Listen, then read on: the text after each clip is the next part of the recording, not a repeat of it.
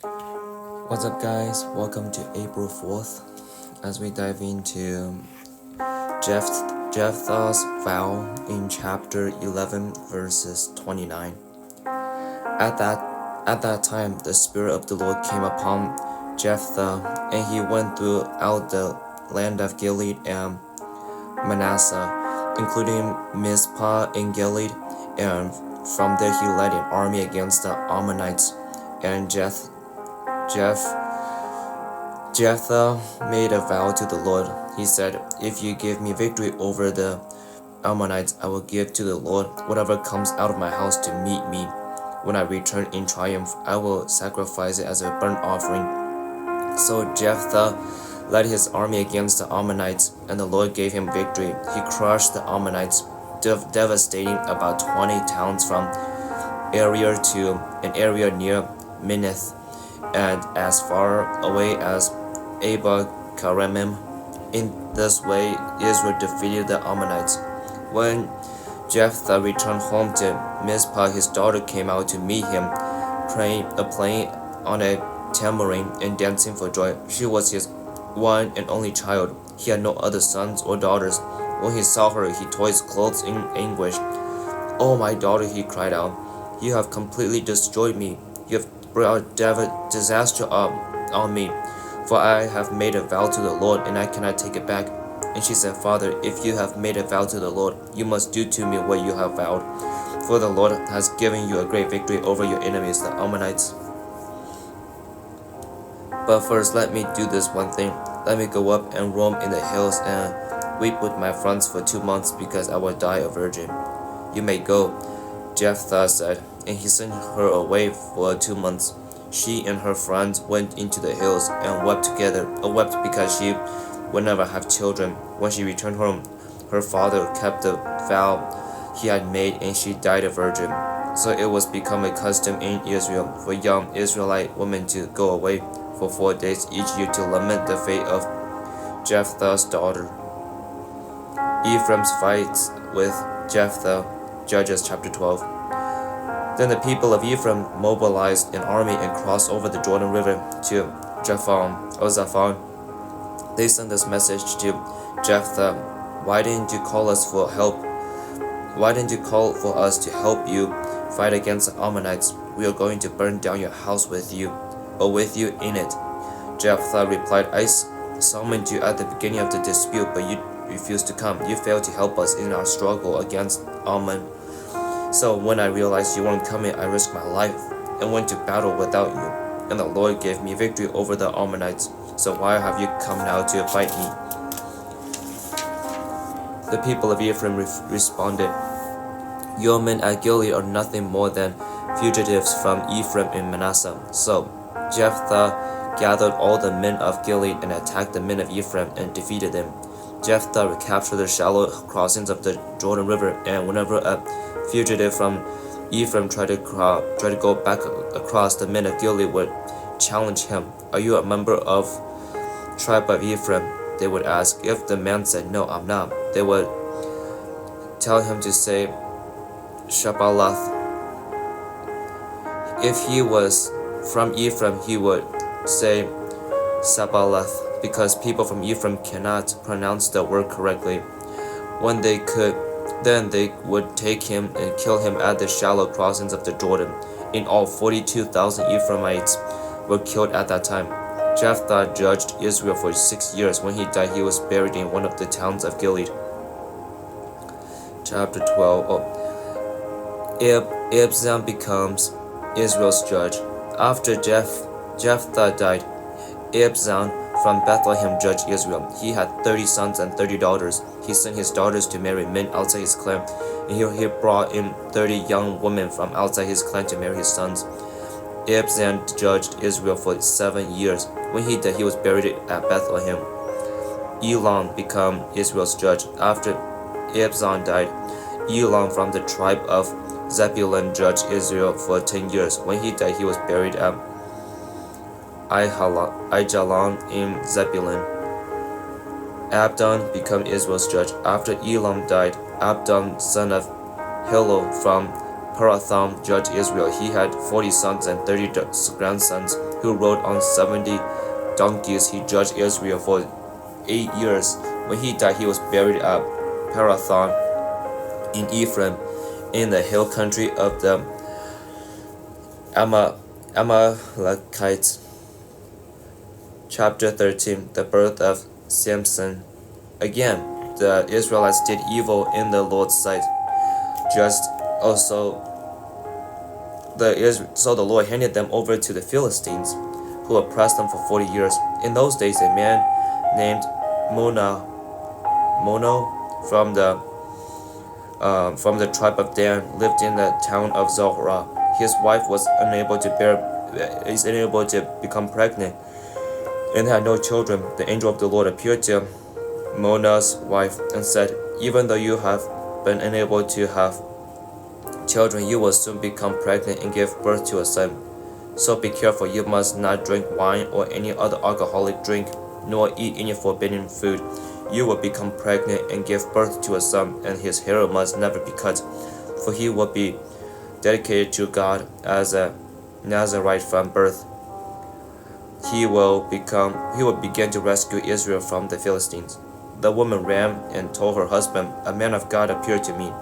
He looked like one of God's angels, terrifying to see. I didn't ask where he was from, and he didn't tell me his name, but he told me, 'You will become pregnant and give birth to a son. You must not drink wine or any other alcoholic drink, nor eat any forbidden food, for your son will be dedicated to God as a Nazarite from the moment of his birth until the day of his death."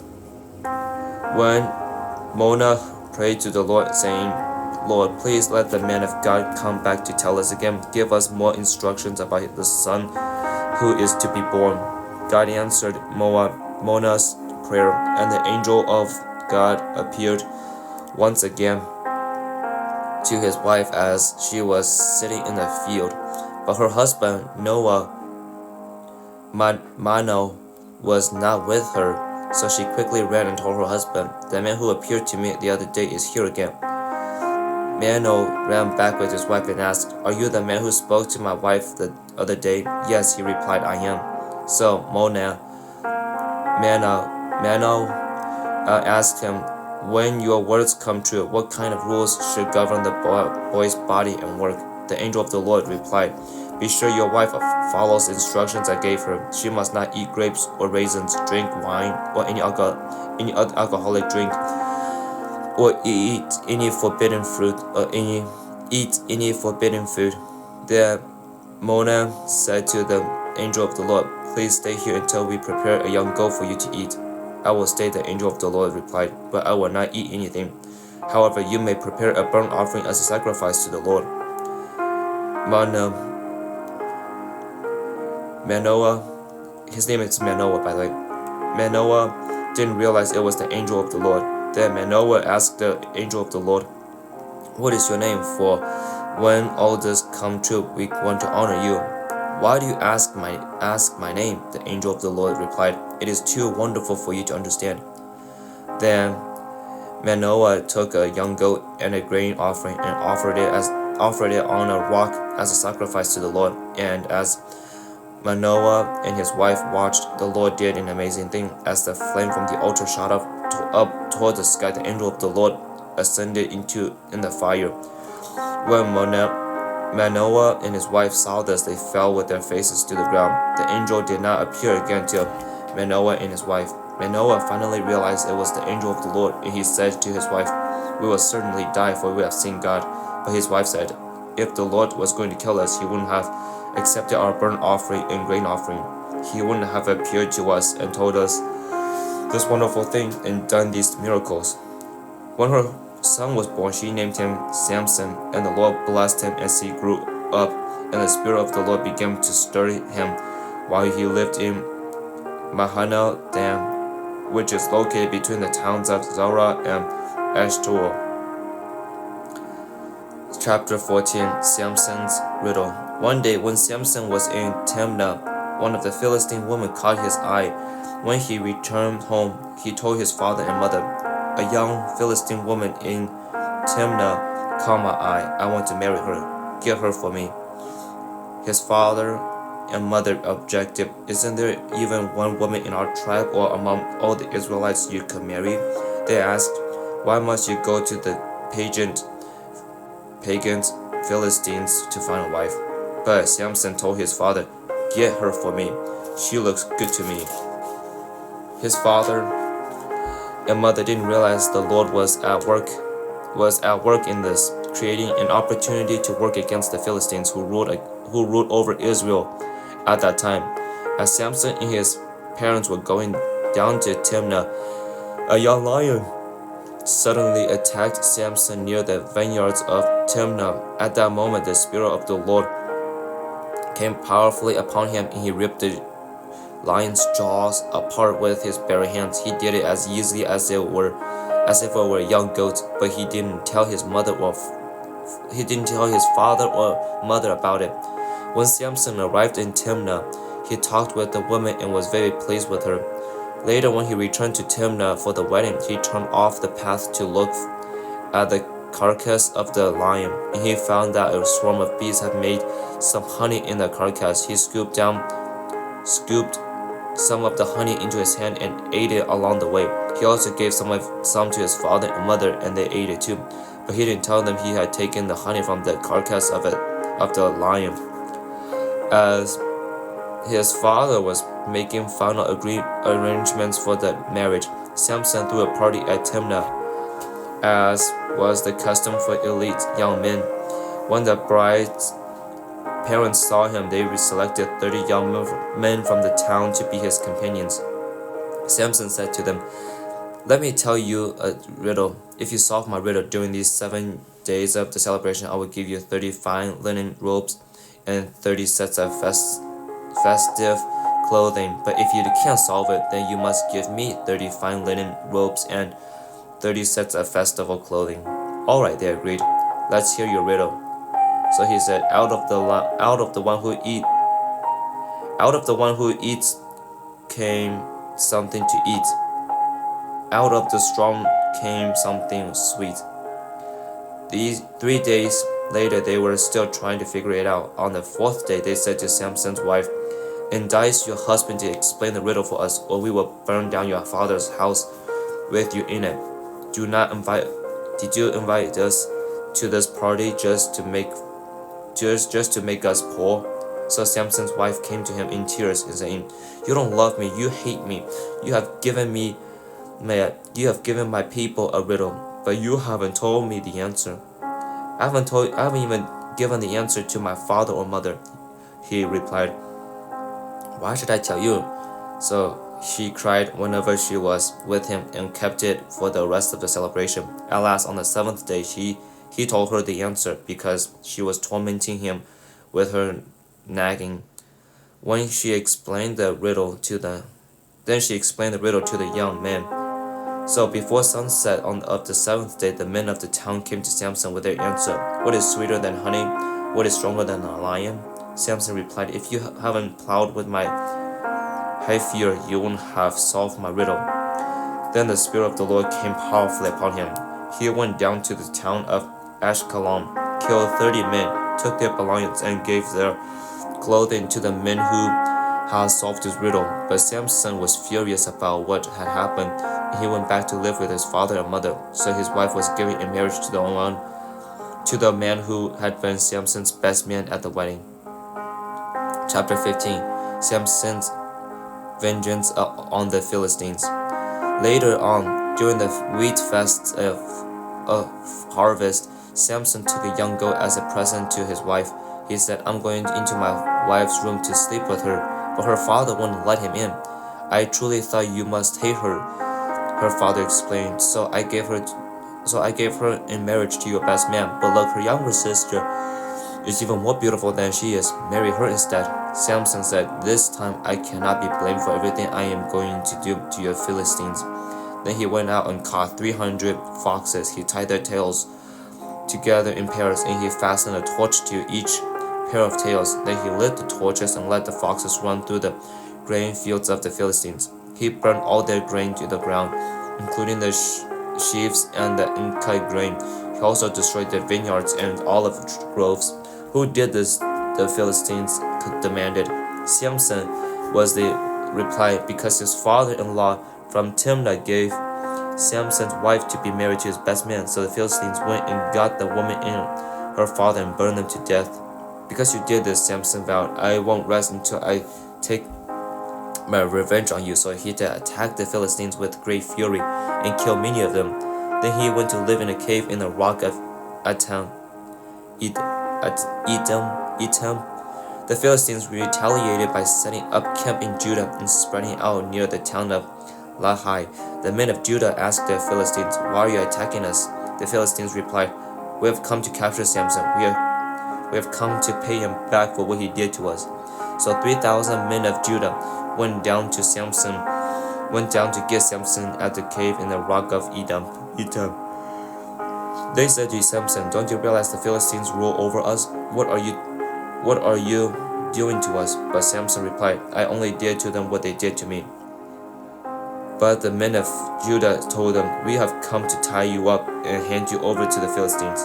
All right, Samson replied, but promise that you won't kill me yourself. Promise me that you won't kill me yourselves. We will only tie you up and hand you over to the Philistines. So he replied, we won't kill you. So they tied him up with two new ropes, and brought him up from the rock. As Samson arrived at Lahai, the Philistines came shouting in triumph, but the Spirit of the Lord came powerfully over Samson, and he snapped the ropes on his arms as if they were burnt strands of flax, and they fell from his wrists. Then he found the jawbone of a recent killed donkey. He picked it up and killed 1,000 Philistines with it. Then Samson said, with the jawbone of a donkey, I'll pile them in heaps. With the jawbone of a donkey, I'll kill 1,000 men. When he finished his boasting, he threw away the jawbone, and the place was named Jawbone Hill. Samson was now very thirsty, and he cried out to the Lord, you have accomplished this great victory by the strength of your servant. Must I now die of thirst and fall into the hands of these pagans? So God caused water to gush out of a hollow in the ground at Lahai, and Samson was revived as he drank. Then he named the place the spring of the one who cries out, and it is still in Lahai to this day. Samson judged Israel for 20 years during the period when the Philistines dominated the land. And so that's the end for today. Yeah, I don't know how familiar you guys are with the story of Samson, but yeah, he did some stuff that are just questionable. But yeah, the first thing that stood out to me is the story of Jephthah in his conflict with Ephraim.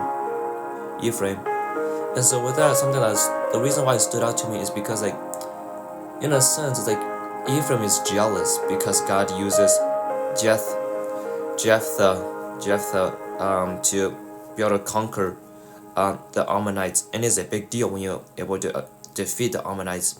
And so they are very jealous of Jephthah's accomplishment through God, and so in doing so, they decide to try to take out their frustrations against Jephthah by attacking him, but it did not work out so well for them. And so with that, sometimes it's easy for us to get jealous whenever God uses other people to make his to accomplish his goals. Like, for example, it's like something sometimes I struggle with is like when I see that God is using another person to help one of my friends become a believer. Instead of rejoicing with both parties, I decide to get kind of sour towards my friend who is able to help another one of my friends to become a believer. It's like, and God is like, in a sense, like, talks to me saying like, why am I so angry? Why am I so upset with the fact that another soul is being saved? And I guess for me, it's just like, it's just out of jealousy, saying, why is that God can't use me? And I feel like some of that kind of comes from selfishness in a sense where it's like I want to be recognized by the things I've done through God. But it's like I feel like if God uses somebody else, there's a reason for that, and we have to be okay with not always being used by God. It's an honor being used by God, but it's okay. But it's also okay if He does not always use us. And then also the fact is like if in this the other thing is like Jephthah offered for the tribe of Ephraim to join the fight, but the fact that they did not also turns like kind of like a self, like the Ephraim kind of self regret what they did by rejecting Jephthah's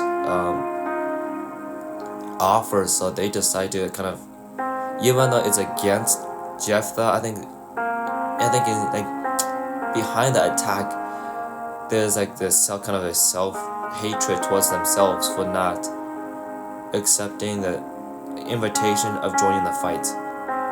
And so we kind of have to realize it's like whenever somebody offers, whenever it comes to working for God, that first, can we be okay with not being used by God? That God is using somebody else to accomplish His goals. And second of all, before we act out in anger, can we ask ourselves, like, did the person that we are feeling jealous towards, did they ask us to help out and we decide to reject that offer because we think it's foolish, we think it's not that big of a deal? And so those are kind of the two things I want to kind of encourage us to think about, instead of just acting out in frustration for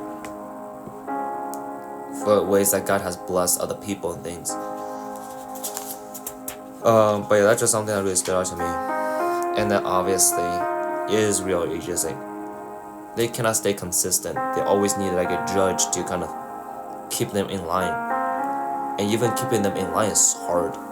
They still do sinister things. That's why there are judges to come and try to do his best to keep the Israelites under control and things.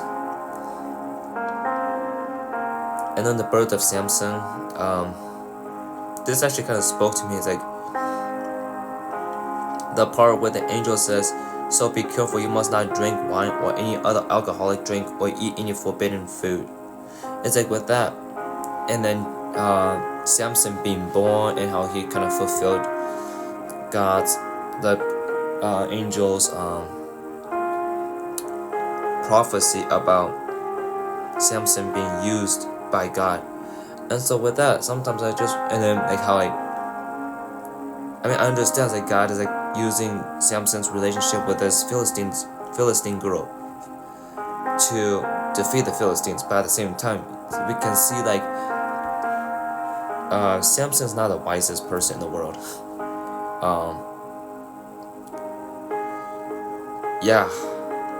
He makes some poor choices in life. And so with that, it's like I just want to kind of encourage us to think about, it's like, when has there been a time where somebody else has really did something to try to help you, and then instead of like growing from the help that they're like your friends may be offering you, you decide to like take the sacrifices that they made for you and use it in selfish ways, in foolish ways, as we've seen with Samson, who would not have been born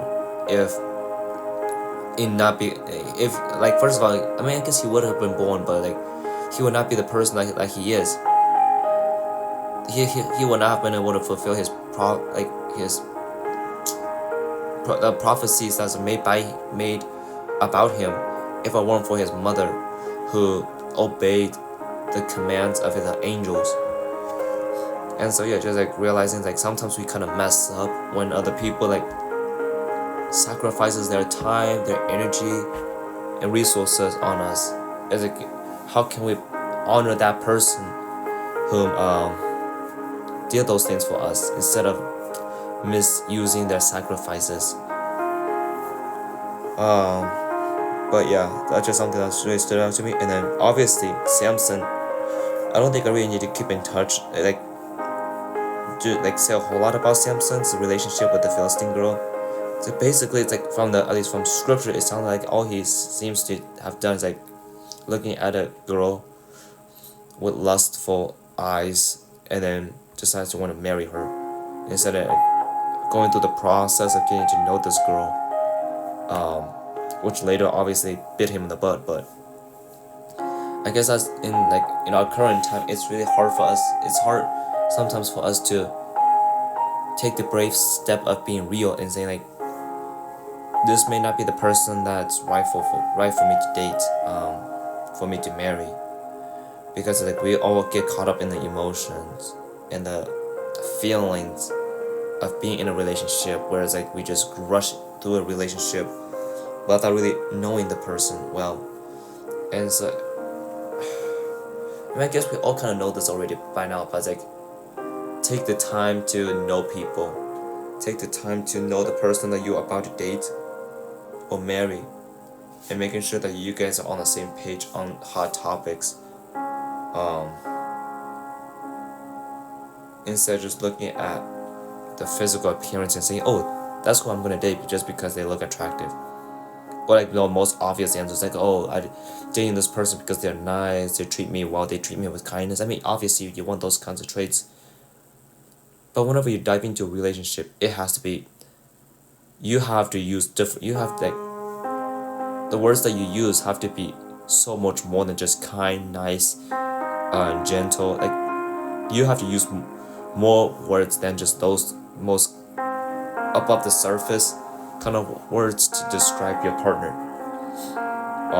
Because like somebody could be nice, pretend to be nice.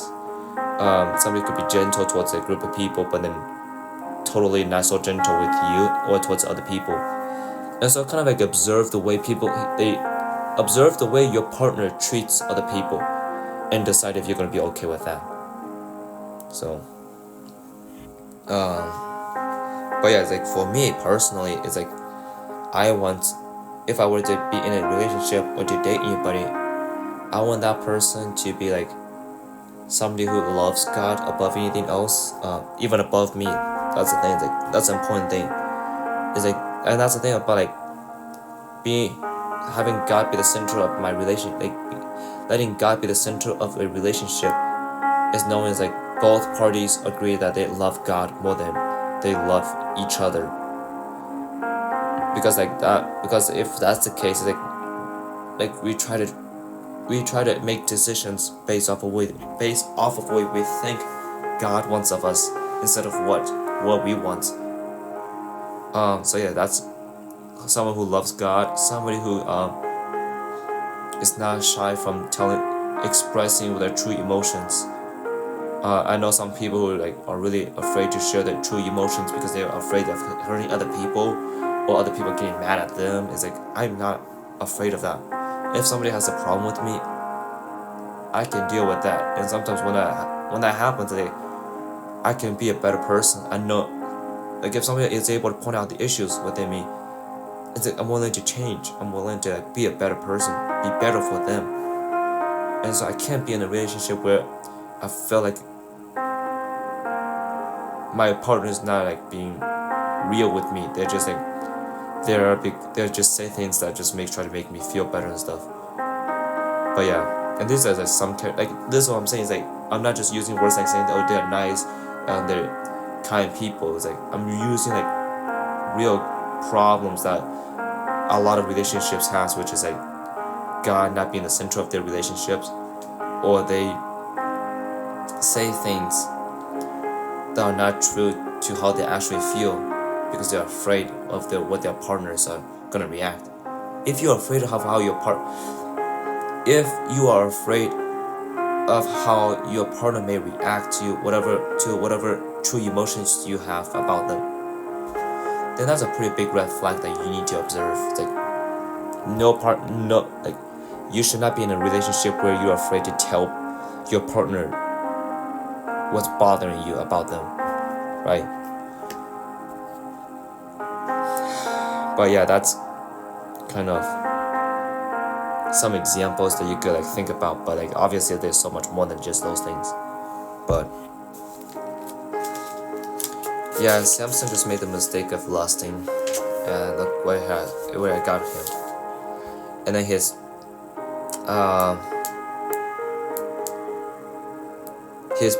the people that he's in party with, they did not help either. They kind of made it worse. And the thing I just realized about the Samson's girl that he was supposed to be married to is like when she was she's like forced to almost told she's forced to get the answers out of Samson so that she could tell her people what Samson's answer is. And so with that, like peer pressure is bad, threatening is even worse. But it's like, may we be strong, stand strong, knowing like, yes, if we don't like do what this group of people is asking of us to do, then may we stand strong and say like, I will still do the right things, because like I know like God will judge those who do evil, and I do not want to take part in evil.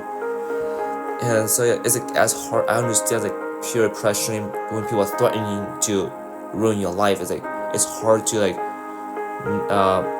to go against them, but like realizing like if you do what is right, if you stand strong and having faith in God, you realize like yes, maybe bad things will happen to you, but realizing like God does not dismiss your sufferings. In fact, He holds them dear to His heart. So when the day of judgment comes, He may hold those things, the sufferings that you've suffered, hold those things over your enemy's head and saying, that's what you have done. And for God to be a God of justice, He will serve justice He will have justice for everyone. And so if those evil people are causing evil in your life, trying to get you to do evil, realize like you will be guilty if you decide to fall in to their threats. Because if you decide to go lie, if you decide to go murder to save your own skins or save your family's skins, then you're just as guilty as the person who thought of the idea and stuff. But yeah, then Samson tries to go back and remarry this girl. It's like, yeah, that got out of control. It's like you never know. It's like what your actions could do to people. Like I'm pretty sure, like her father, like Samson's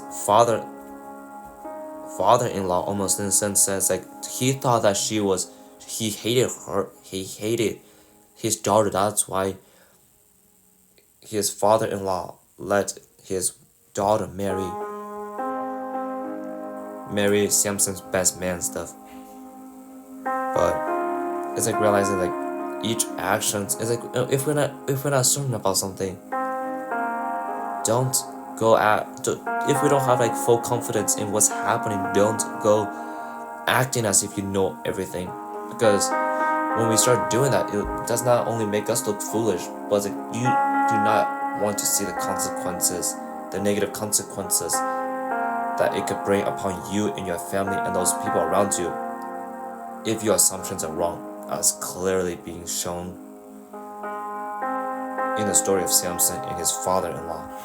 I mean, I guess not really like future father-in-law that didn't work out and stuff.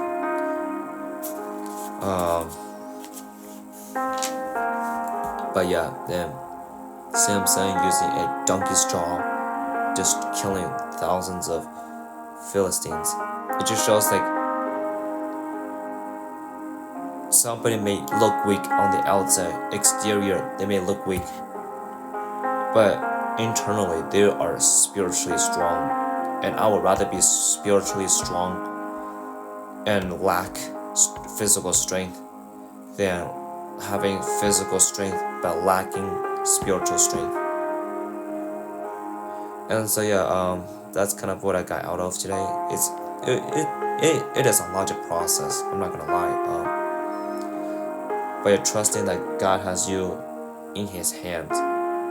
Don't let the current situation, don't let peer pressure, don't let threats lead you astray from doing what you know is right, what you know God is saying you should be doing.